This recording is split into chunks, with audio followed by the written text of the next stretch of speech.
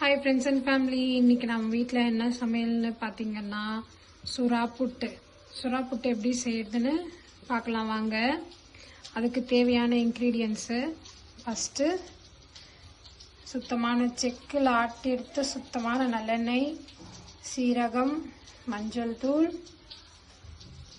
மிளகுத்தூள், நறுக்கி வச்ச வெங்காயம், தட்டி வச்ச இஞ்சி பூண்டு, நறுக்கி வச்ச பச்சை மிளகாய், கருவேப்பிலை. அப்புறம் இந்த டிஷ்ஷுக்கான மெயின் இன்க்ரீடியன்ட் சுறா வந்து பாயில் பண்ணி அதில் உள்ள போன்ஸ் எல்லாமே ரிமூவ் பண்ணிவிட்டு, ஸ்கின் ரிமூவ் பண்ணிவிட்டு உதுத்து வச்சுருக்கோம். அப்புறம் கல்லுப்பு. இதுதான் சுறாப்பட்டுக்கு தேவையான இன்க்ரீடியன்ட்ஸ். இது எப்படி செய்யறதுன்றது செய்முறை பார்க்கலாம் வாங்க. இப்போ அடுப்பு ஆன் பண்ணியாச்சு. அடுப்பு ஆன் பண்ணிட்டு பாத்திரத்தில் இதயம் நல்லெண்ணெய் சேர்த்துட்டாங்க. பாத்திரம் நல்லா காஞ்சதுனால எண்ணெய் விட்ட உடனே நல்லா காஞ்சிருச்சு. இப்போ அடுத்தடுத்து நம்ம போட வேண்டிய இன்க்ரீடியன்ட்டு கொஞ்சம் கொஞ்சமாக ஆட் பண்ண போகிறோம். இப்போ என்னென்ன செய்ய போகிறோம்னு பார்க்கலாம் வாங்க. ஃபஸ்ட்டு சீரகம் சேர்க்க போகிறோம். சீரகம் நல்லா பொரிஞ்சிருச்சு. நல்லா பொரிஞ்சதுக்கப்புறம் கருவேப்பிலை நல்லா படப்படன்னு பொட்டாசு மாதிரி பொரிஞ்சிருச்சு. சீரகம் நல்லா பொரிஞ்சிருச்சு, கருவேப்பிலையும் பொரிஞ்சிருச்சு. இப்போ பச்சை மிளகாய் ஆட் பண்ண போகிறோம். நம்ம காரத்துக்கு தேவையான அளவு பச்சை மிளகாய் நல்லா வெடிக்குது. இந்த சுறா புட்டுக்கு காரம் கொடுக்கறதே இந்த பச்சை மிளகாவும் மிளகுத்தூளும் தான். அடுத்தது பச்சை மிளகாய் நல்லா பொரிஞ்சதுக்கப்புறம் நறுக்கி வச்சு வெங்காயத்தை சேர்க்குறோம்.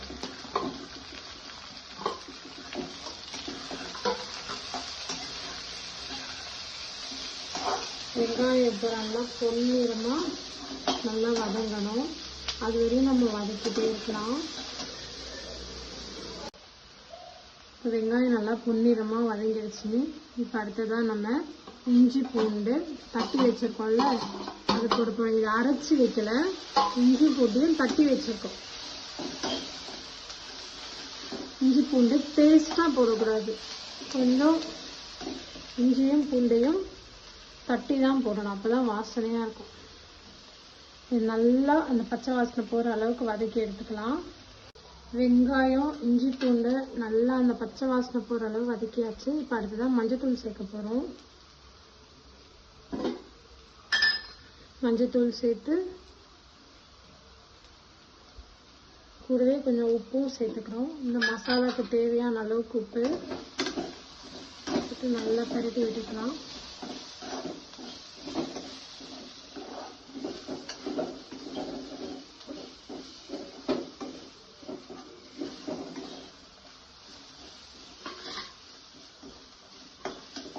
நல்லா வதக்கி விட்டாச்சு. இப்போ அடுத்ததான் நம்ம வேக வச்சு உதுத்து வச்சிருக்க சுறா மீனை சேர்க்க போகிறோம்.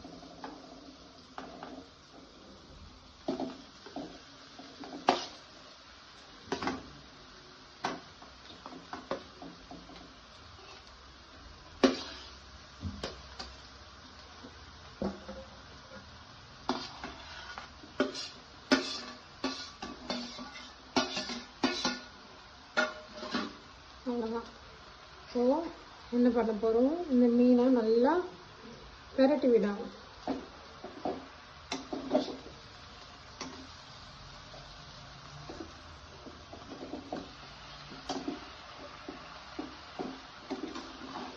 மசாலா கூட இந்த மீன் நல்லா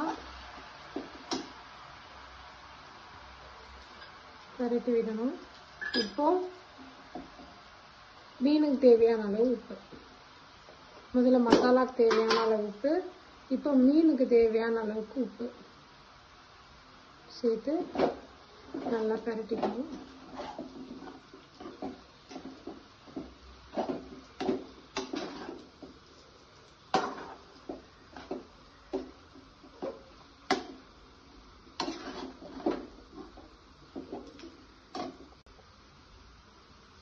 சுறா மீனை மசாலா கூட போட்டு நல்லா பெரட்டியாச்சு.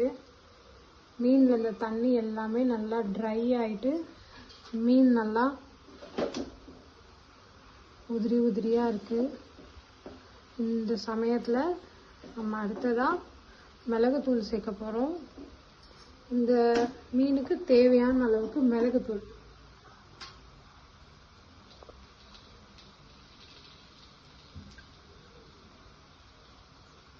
மீனோட அந்த ஸ்மெல்லும் வராது, டேஸ்ட்டும் நல்லாயிருக்கும், நல்லா டைஜஷன் ஆகும்.